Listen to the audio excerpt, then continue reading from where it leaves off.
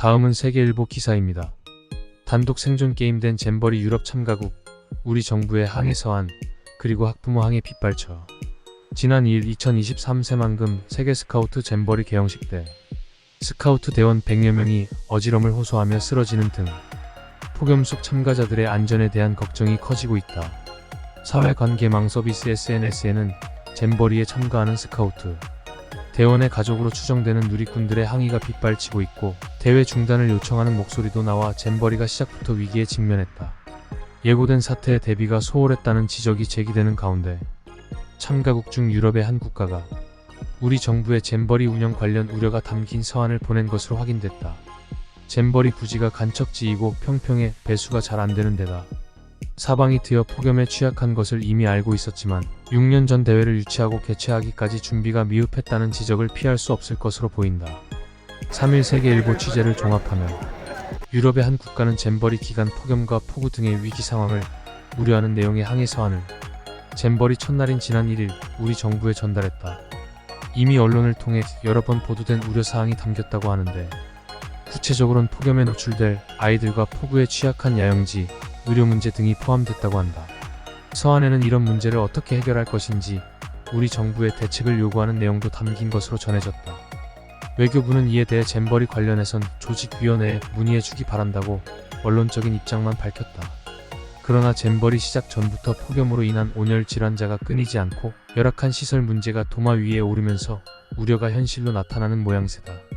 잼버리 현장에선 폭염에 그대로 노출된 청소년 스카우트 대원들이 고통을 호소하는 목소리가 이어졌다.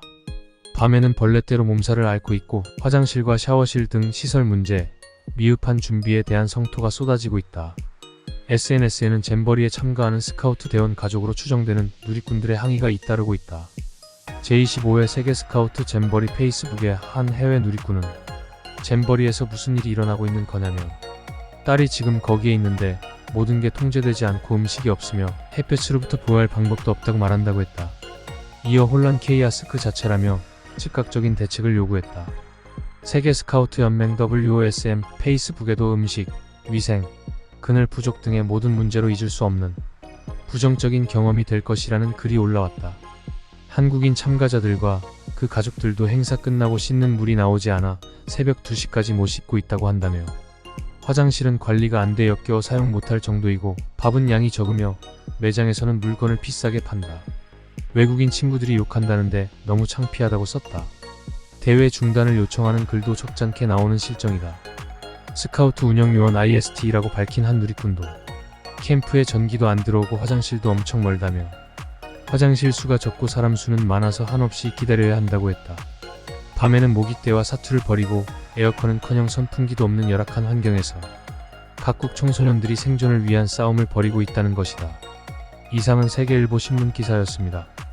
칼로 흥한 자 칼로 망한다고 했습니다.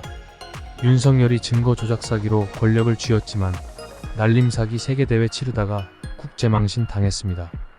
혹시 무당이 새만금 습지 위에서 젊은 청년들을 더위에 쪄 죽여야 기를 받는다는 그런 조언을 하지는 않았을 겁니다.